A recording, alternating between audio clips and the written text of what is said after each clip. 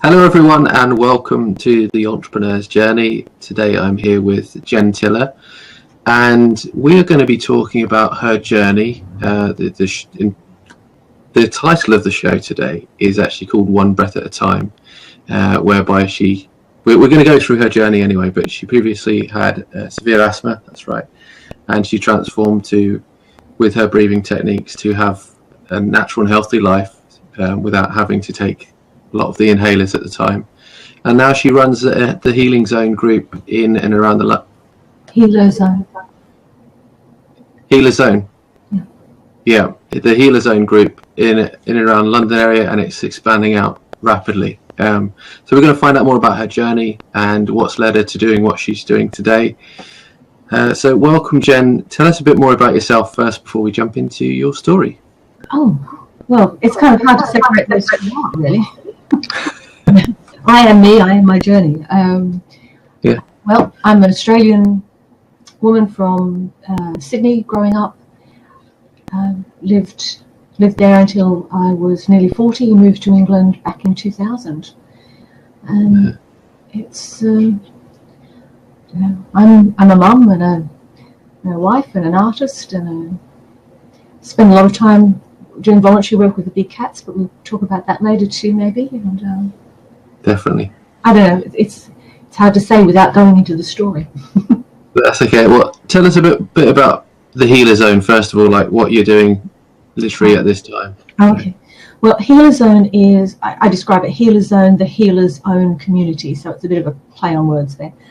And it's about supporting people who give to others, whether that's medical, complementary, spiritual, anybody in the healing end of the spectrum. We have fitness trainers, we have psychiatrists. It's really broad. Mediums and psychics, it's across the board. And the idea is that it's a community. So we support each other, we cross-refer business, we're there with a shoulder at the, we need it, because there's certainly a bit of a community apart, because you can't always share stuff about your work with the general public because there's privacy issues for clients and stuff, so that's a bit tricky. So we're running networking events. We've currently got over 50 people in 9 countries looking to start groups, so they're just rolling out gradually. And they're a mixture of business networking, personal development, swap and share events, training. It's whatever the local community wants. It's not something that I impose on people. It's just setting up a community in which there's a hub to join in with whatever's needed. And we've got a .com site and a Facebook group with nearly 4,000 members, and a Twitter feed. And it just grows every day. I spend half my life on conversations with people about mentoring them on their journey. And I love it. So you love it. And I know we were using the hashtag the healer's journey today, because that's very much a part of what you're doing as well. So that's fantastic. Yeah, when I launch a new group, that's what we talk about. So when you talked about the hero's journey, which I've been fortunate to study with Robert Dilts, it just completely resonated with me because I love the work of Robert Dilts as well. He's absolutely phenomenal at some of the. Definitely been my mentor over the years through NLP and a lot of his strategies there, and then noticing that he was very passionate about the hero's journey, and he obviously still is as well. So let's jump into your story now. So I think it'd be nice to go right back to the start, because I know you went through some challenges at the start. You had severe asthma. Tell us a bit more about the situation you were in there. Okay. Just call me to a halt if I wander off too much. So over half a century ago, I won't say how much over, half a century ago, in Sydney, I had life-threatening asthma, used to swell up like a balloon with allergy reactions, sneezed, wheezed, coughed, literally couldn't walk across the room without needing medication. Quite a lot of the time. It wasn't always like that, but it was a big problem. And I was allergic to huge numbers of things, and my life was just completely limited. There was so much I couldn't do. I missed a huge amount of school.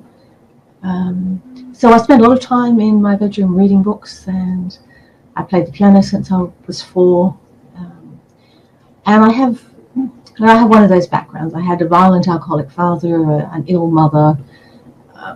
It was one of those sorts of lives, and it was stressed to the max. But I didn't know any different, and as far as I was concerned, that was my life. And you do what you do, don't you? You don't really sort of think, it should be something different. It's fortunate, really. I think it's a good strategy for coping to have that.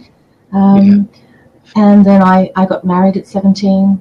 I have a daughter who is now in her mid-30s. Yeah. And I developed postnatal depression, so to top it all off. And my first husband was a maths teacher, so we moved from small country town around to other country towns every few years. So every few years I had to start again. But in the process, I finally came across a doctor who seemed to understand that the panic attacks I was experiencing, as well as the really savage asthma, had a related connection. He was talking about allergies. And eventually I ended up with a diet of 16 foods I was allowed to eat. It's very boring. And they wanted to shove me off on an island away from all modern living, so chemicals and pollutants and things. Wow. Yeah. When you get diagnosed as allergic to the 20th century, I'm really glad it's the 21st century now. I'm quite grateful we're at this point, because obviously I'm not allergic to it anymore. I can imagine sometimes I feel like I'm allergic to the 21st century. Yeah, I don't want to even think about that as an option. But I had. You got to the point where, when the doctors say if you can smell something, anything, run, and you can't even run because you've got exercise-induced asthma as well. Yeah. You just get completely paranoid about doing anything or going anywhere. So I basically became agoraphobic. Because I wasn't safe to go out the door. I wasn't just afraid to go out the door. I literally wasn't safe to go out the door, which is, I think, a bit unusual. So panic attacks, asthma, migraines, eczema. It wasn't much of a life. It wasn't great for my daughter. But while I was stuck inside, I became a piano teacher, which was something I could do from home. And I discovered I love to teach. It was a very fortunate thing when I realized, I love watching the lights go on. When people say, I can do that. It's just, got it. So what was it? What was it that triggered you to look at a different way to heal your asthma? I've been looking for something since I first was diagnosed with panic and so on. They wanted to medicate me into submission, basically, to stop it all. And I went, no, there's a reason why I'm like this. I want to know what the answer is. I want to know how to get there. And you've got to realize I was in my late teens in a small country town in Australia. This did not go down well. So I just kept looking. I read everything I could find. I talked to anybody who would listen to me. And eventually, I did. If there was something out there, hypnosis, primal scream therapy, which is sort of beating the walls while you yell at stuff. It's quite therapeutic, and it helped a bit, believe it or not. It actually did help. But my mother came across a television program about the Buteyko breathing method. I'll spell that because nobody knows what it should look like. Buteyko, Buteyko. Sounds like potato, but it isn't. Named after the Russian professor who developed it. And it was about a non-medical but medically based. So it's not medicine, but good science, good physiology, properly made done. So I finally found a therapist within reach of me, because it was quite new to Australia at the time. And I signed up for a workshop, and about 3 or 4 days before I was due to start it, I had a life-threatening allergy reaction and thought I was going to die. So I rang up the Wow. therapist. My own GP was out of town. I was 25 miles from a hospital. I thought I was going to die. I rang her up in sheer desperation, and I said, I don't know what to do. Help me. And she said, well, I can hear you breathing from here. I think you should close your mouth. And I thought she was insane, because I hadn't been able to breathe through my nose in decades, literally decades. I was in my early 30s at this point. Yeah. But I tried. She said, pretend you can. So I was going, and suddenly my airways opened and I could breathe. It was as miraculous an instant as that. Something so simple as breathing less, and the airways started to open. And I didn't realize that hyperventilation syndrome underlies all asthmatics. Doesn't matter what the trigger is. And I had every single one going. Wow. Yeah. It was just so magical. And I did the course, and my own GP, who was a family friend, which can happen when you live in a small country town, he came along to one of the training days because he was worried about me. And he sat through it and he grilled the physiotherapist for a while afterwards. And at the end of it, he just said it's just re-engineering good breathing. Simple, logical, and structured, so that it's not you should breathe better. They take you through a process that inevitably makes you breathe better. Yeah. And it's clinically proven, and but it takes time and effort, and people have to take responsibility for their health to use it. Whereas if somebody's just going, no, I just want my doctor to deal with it, I'll just take the medication, then you are at the whim of whatever the current medical situation is. And there's nothing wrong with medication in the right place, but if you don't need it full time, you don't need the side effects, you don't need... Yeah.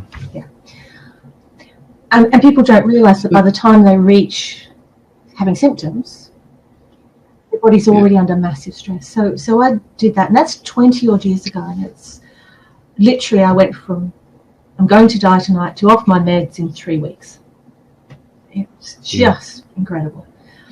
That is incredible. I think when I used to do a lot of exercise when I was younger, and I still do exercise nowadays, but not as intense as I did before. And it's amazing how, when I used to do a lot of weightlifting and things like that, and when I actually changed my breathing patterns and the way I was doing things, everything became just so much easier. It was like the air was flowing through my body in the right way. Not that it wasn't doing that before, but it's incredible how breathing makes a massive difference. So I'll be very much interested in having a good look at this. Yeah, well, we can definitely explore that. Optimal breathing just makes sense. You've got to breathe. Everybody breathes 20 to 30,000 times a day. So it's a great chance to either enhance your well-being or, for most people, diminish it. So it's so simple to change. Once you know how, why wouldn't you? It just becomes a new habit. And so I did that, and I continued to look into everything. So I did my NLP training. I'm a Reiki teacher. Learned EFT. Whatever was going, I had a go at it. And most things made some difference. Some things were dramatic. The Buteyko, the NLP, and the Reiki were phenomenal. So these different modalities that you used, or different therapies that you used, they were all to enhance your situation or better your state of asthma, so you were much better in your health as a whole. It was it was a journey, and then I just got excited about learning new stuff because I had no idea what was out there. That was just so. First of all, it was the asthma, but I got rid of that pretty fast with the Buteyko. But my mental state still wasn't good. I had a lot of historical stuff to deal with, and so that was big part of the journey, finding inner peace. And it doesn't mean I still, stress levels do that, but I have literally the one exercise. If nobody gets anything else out of this evening except this one exercise, if you breathe out and rest the breath just for a few seconds, it gives you this instant calm in your mind. It's astonishing. So just breathe out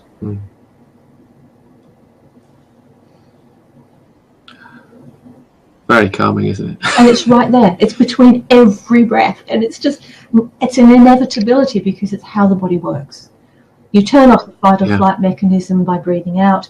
If you sit in that for a few moments, the body just goes, wow, endorphins, serotonin, connection between both sides of the brain, and quiet mind. It's just, and to have that is just, so I share that with everyone. Definitely. I remember going to a mindfulness course. It was just recently, actually, with a different mindfulness trainer, and we looked at the different brainwave activities and how just a small bit of mindfulness and changes in our breath can just dramatically, stabilize our blood pressure. Oh yeah, absolutely. The same things that affect the breathing for asthma do it for the blood pressure, irritable bowel, all those sort of things. Anything that spasms, change the breathing and it releases. So there's huge numbers of things in the body that directly relates to. And let's move on to more going into your journey as, the director, you could say, or the facilitator of the HealerZone. Okay. So you studied all these therapies, and that led you on to wanting to spread the word about more different modalities in terms of how people can, enhance their health and live a healthy life. Well, that was sort of a middle ground. So when we moved to England in 2000, I did want to continue teaching piano, and I've been doing some corporate training, some well-being, stress management stuff for corporate. But when I came over here, I just did more and more training, and suddenly went, there's lots of people like me, or like I was, who need help. So I just discovered that I like the lights going on as a therapist as much as I did as a teacher. But I ended up speaking to my colleagues because I wanted to be around like-minded people, and I ended up running a training program called the Resilient Therapist. Its current incarnation is the Heart-Centered Healer, and it was all about self-care, self-nurturing, healthy rapport skills with clients, so that you don't get dragged into their stuff. You lift them up to a better. Yeah. And it's people are often taught a technique, but they're not taught how to interact with the clients. So I was running this program, and we'd get to the end of the workshop, and time after time I'd say, and now you need to go out and surround yourself with like-minded, positive, uplifting people. Because by definition, our clients are sick, sad, miserable, angry, frightened people. They don't turn up because they're happy. If you're actually in a therapeutic environment, it might be different for coaches or fitness trainers, but for deep therapy work, that's the truth. And they would just say, but I don't know anyone else. I spend my time with my clients or my family, and that's it. And after a while, I kept hearing this, and I thought they feel so isolated. Entrepreneurs, self-employed entrepreneurs often feel isolated as well. It's a standard thing. But when you add that to the therapeutic mix, it's a whole different ballgame. Just intensifies things, So HealerZone developed out of that. So the HealerZone.com site initially, and then the Facebook group. And so we run, as I said earlier, the networking, but also training for therapists. The idea to support and to do joint ventures, so that you can come, obviously, as you're going to teach at some of the HealerZone events. And it's all about cross-pollinating ideas, sharing wisdom, because we all have specialties, some of which have come from other parts of our lives, but because we filter everything through this well-being energy, it has more value and reaches the hearts of the therapist more easily. So, business people who do what you do. So you would say it's a mix between, obviously, a lot of therapists, and you invite clients in as well. No. So you don't invite the clients. HealerZone's got nothing to do with the clients. It's purely to look after the therapists. Yeah. Okay. The idea is that when you support the wellbeing professionals, they can support others. So we train them to be better therapists. We support them to reach more therapists. We do marketing, we do training. People like yourself coming in with websites, so that we we are in a better place to serve more people more effectively for longer and feel good long term. Because burnout is a huge issue for therapists, whether that's medical staff, whether it's social workers, whether it's, mediums. Empaths particularly struggle with this. It's HealerZone is specifically, we do have open days at exhibitions and things, but the actual meetings are for people in the industry, because, as I said, there are privacy issues about sharing stuff. You can't do that with the general. I know.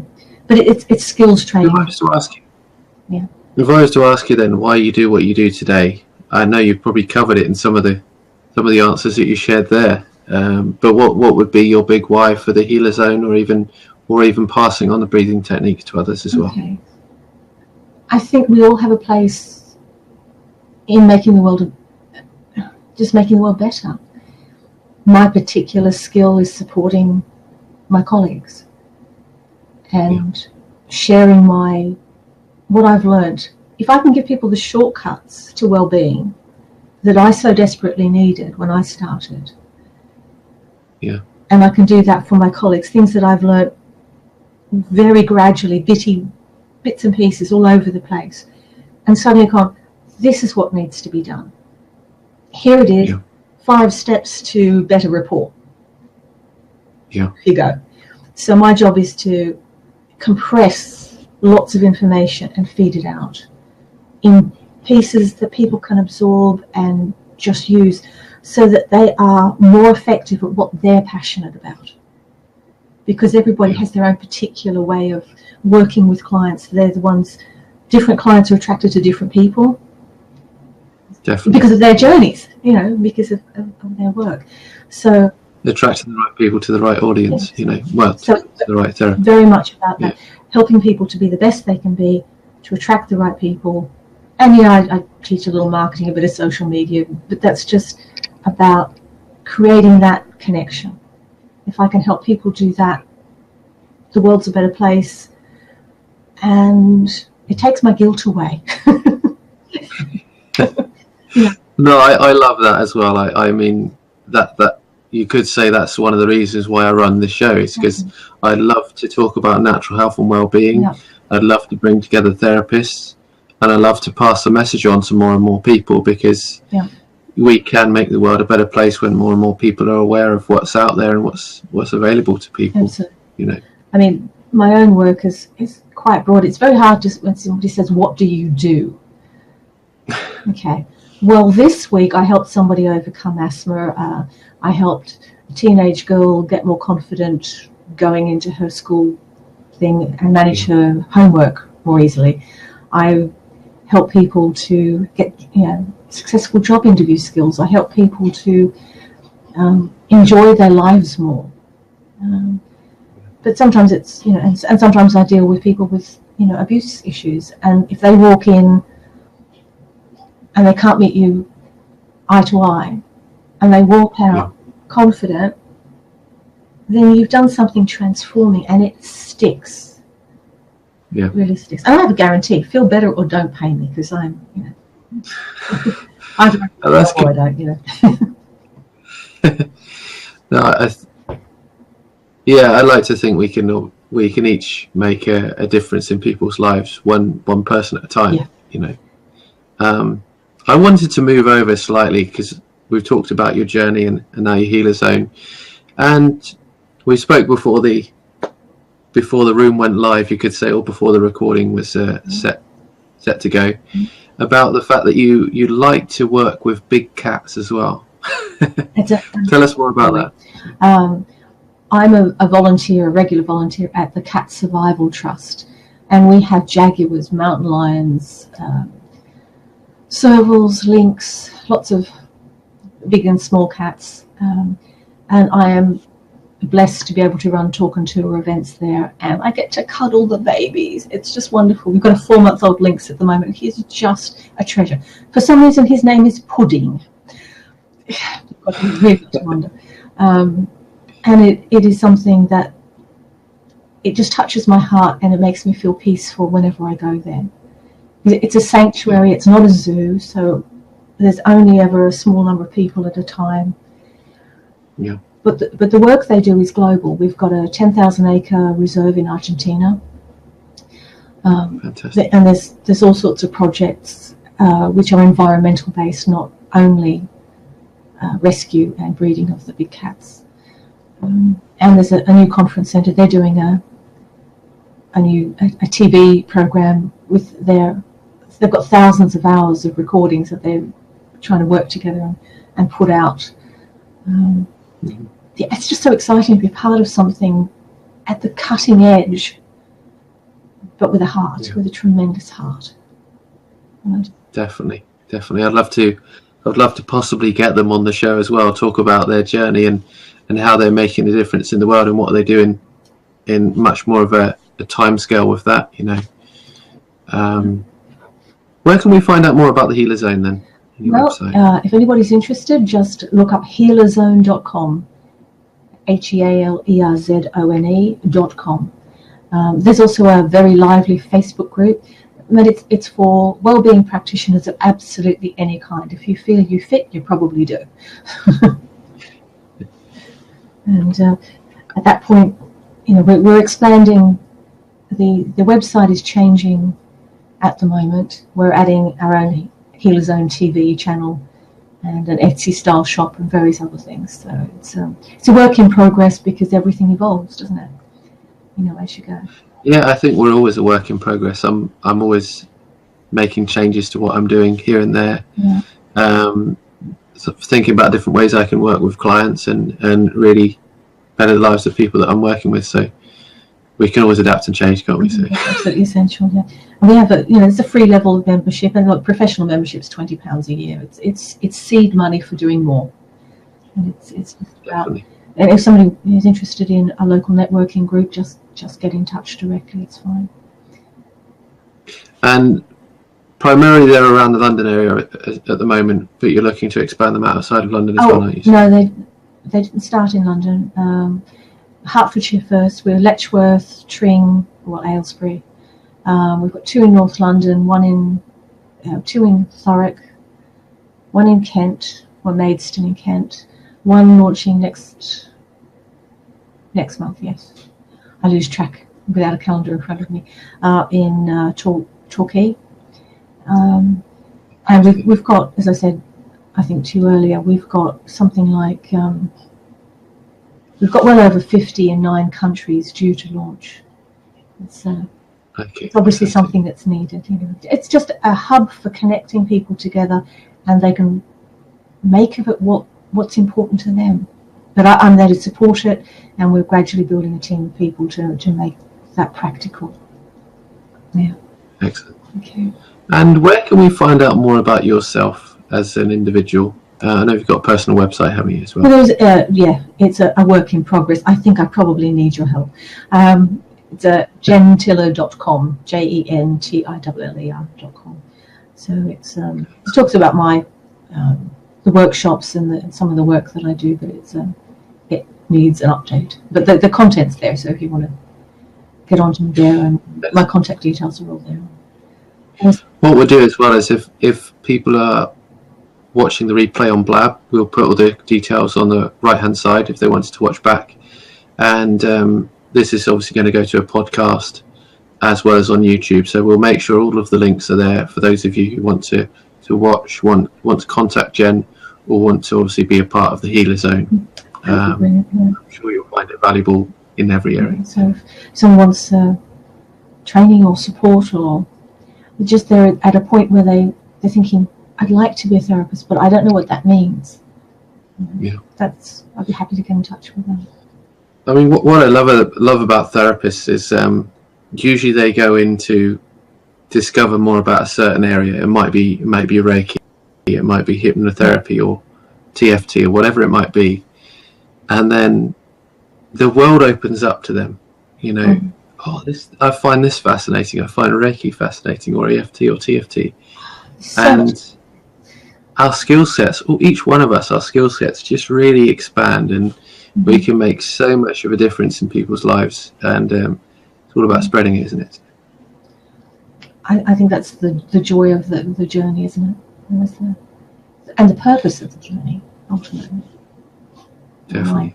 If I was to ask you for a takeaway message then, for anybody that's maybe a healer or therapist, or even an individual that wants to make a shift or a change in their life, what would you say would be something that you could pass on to them?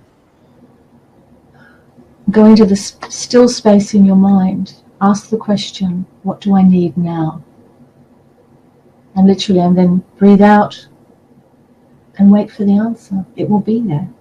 When you still your mind, when you ask, what do I need? Yeah. And then take action on that. Because your journey is only ever one step at a time. You don't have to do everything today. Take care of yourself so you can keep giving. Come back to yourself. Excellent. Well, thank you again for joining me on the show. Thank you for sharing your journey, your story, and for bringing in a really interesting story and a great conversation today. It's been a pleasure. So. Really appreciate the opportunity, Andy. I'm looking forward to seeing various of our HealerZone groups and some training. Definitely. Likewise. Okay. So what I'm going to do now is I'm going to keep the recording open, but I'm going to open the room for people who want to ask questions to Jen. I know Gia is here at the moment, and a few more people are here watching. So for those of you who want to ask Jen any questions, please feel free to post them on the right-hand side in the chat box, or you could even use the left-hand side to ask your specific questions. And yeah, we're ready for you. Okay. And there is an open seat on Blab. The great thing about Blab is you can have up to 4 people in a conversation at a time. So if you wanted to jump in, get on a webcam, then it would be a real pleasure for you to jump in. And we've got Dave Moore here as well, and we had a long Blab session yesterday, which was nice. So thanks for coming along, Dave. Hi, Dave. We've just been talking to Jen about, I've just been speaking with Jen about the HealerZone and also her work where she's transformed her health from having asthma to, what was the name of the Buteyko breathing technique? Buteyko breathing, Buteyko. The Buteyko breathing method. Yeah, clinically proven. They did a clinical trial, 2-year trial, 600 people, and they got an average of 94% reduction in symptoms and medication use. So it's well founded. Yeah. I was going to ask you, but it's probably not so much of a relevant question, because I was going to ask, it helps all areas of asthma, doesn't it? Obviously, because you've had such severe asthma, you're on the very severe side of the spectrum, Yeah, absolutely. There's it doesn't matter what the trigger is. That's the thing. The biomechanics of the asthma spasm are the same, but there are lots of possible triggers. Yeah, and I had most of them. It doesn't make any difference whether it's an allergy, whether it's an emotional thing, whether it's muscle tension, whatever the history is. I had chronic bronchitis as well, and that went. And the sinusitis that went with that went. And the eczema and the migraines, pretty much, and So did you go to this? Did you go to this island or this place where? No, there was. They didn't send me away because I found an answer. You found the answer, yeah. They were just threatening me generally with, you have to get away from all modern life, so you have to live somewhere isolated, and I just. I lived in a small country town. I was pretty isolated as it was. And that's where the agoraphobia came out of. So quite good to be functional and able to get around and do things and have a life. It was interesting that you mentioned, I was just looking at my history on YouTube, because there was a documentary series a documentary show that I was watching.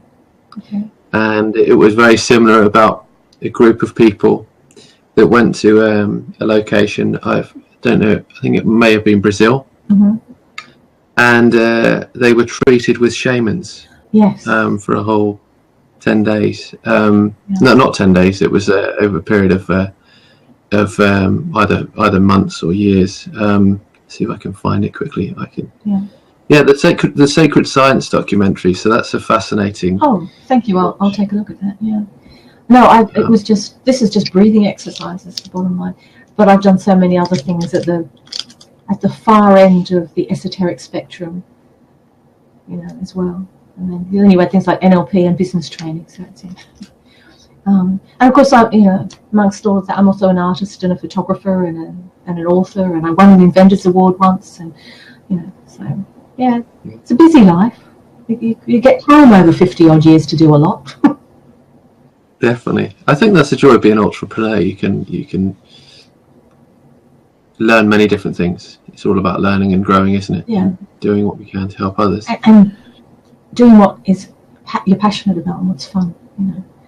I've been self-employed for over 30 years now, and and I cannot imagine I would make the world's worst employee. I concur with that as well. Actually, I definitely concur with that. So, if I was to ask you about this technique, the breathing technique, is there any small things that you can share with us today that we can do? Okay, well, the breathe out and rest the breath is actually the core of the work. So simply teaching the body to slow down the breath. Here's a favorite one. Literally just getting out of your chair. One of the things that we do how many times a day? Dozens of times a day. If you get out of the chair normally, people tend to just grab air, they breathe in deeply, and they get tense on the way up. So they head for the door, they head for the phone, and then like that. Right. If you turn that around, because that's in the fight or flight response, so breathing in and holding is fight or flight, yeah? If you do the opposite, to get out of the chair, if you literally breathe out, and in the space after the out breath, then you stand up. You do it in relaxation mode. The muscles are fluid, the energy is easy, there's no tension. You still have the same strength. You can use that for just about anything. So I'll demonstrate for the want of the exercise. So it's breathe out.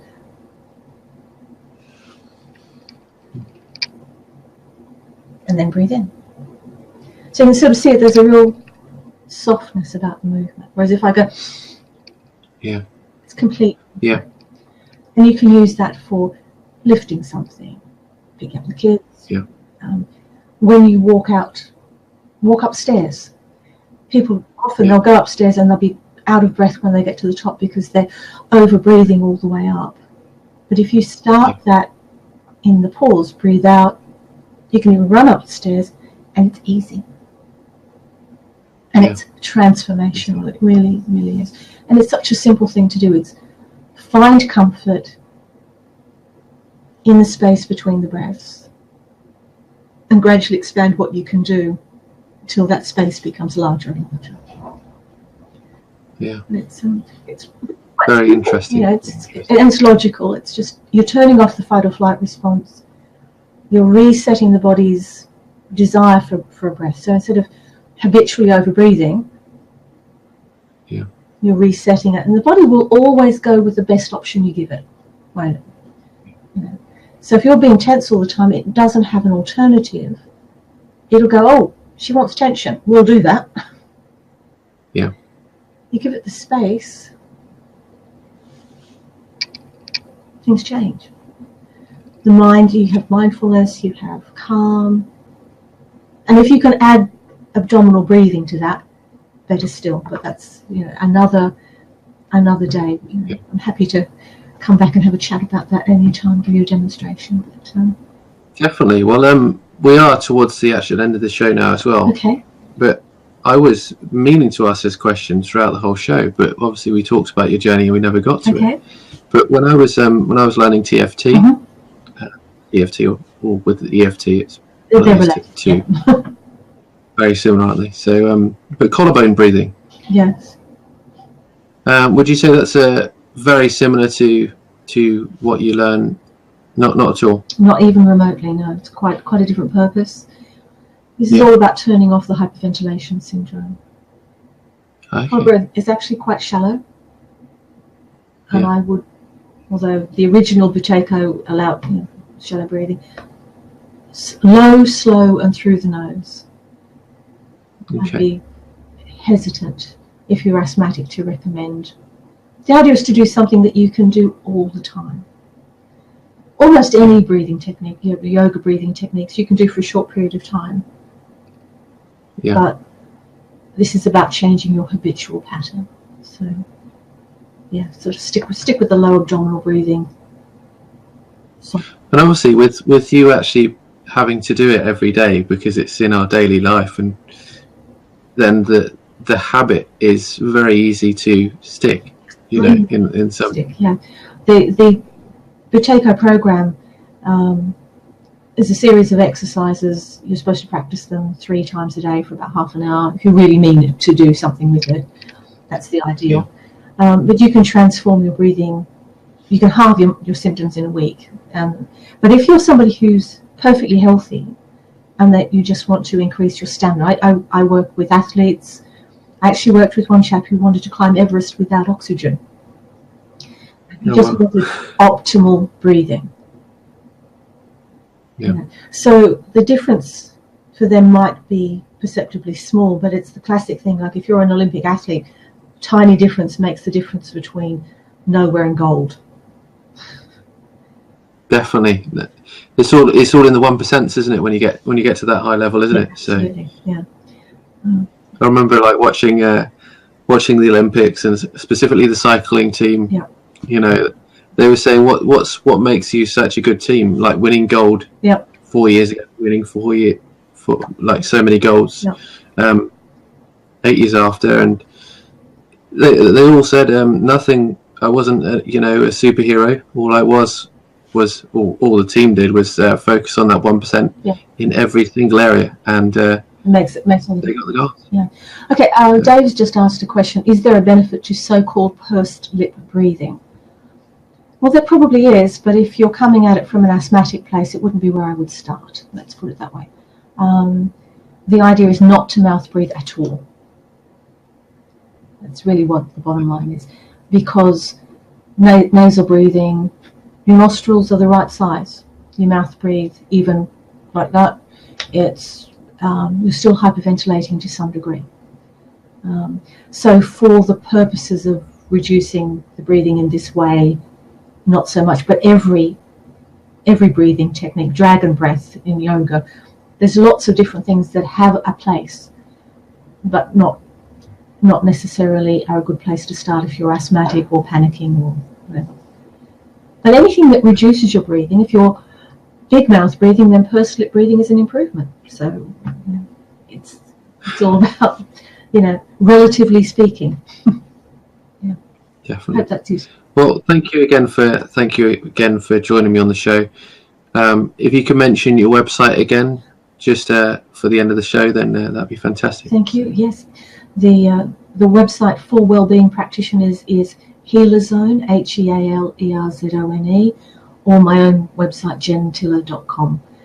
You're very welcome to connect with me directly. I'm on Twitter, on Facebook, I'm all over the place. So get in touch, and I'm happy to help. That's what I'm here for.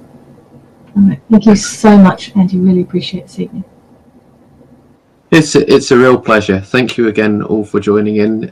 We will end recording here, but we will continue the conversation. We will be live again next week at 8 p.m. Greenwich Mean Time. So we do look forward to seeing you again next week. And with that, I'll say bye for now. Right.